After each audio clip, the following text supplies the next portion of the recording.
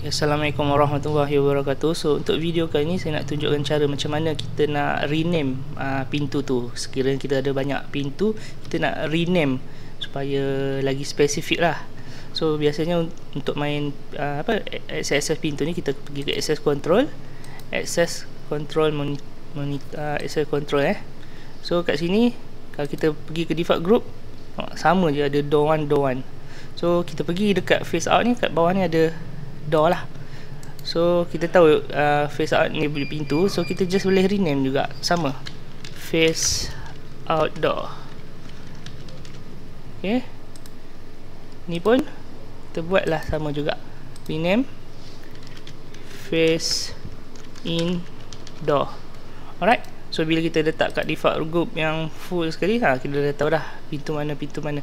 Dan kita juga boleh open dari sini. Dengar, boleh buka daripada sistem. Alright, ini dia punya lock. Okay, itu saja untuk video kali ini. Sekian, terima kasih.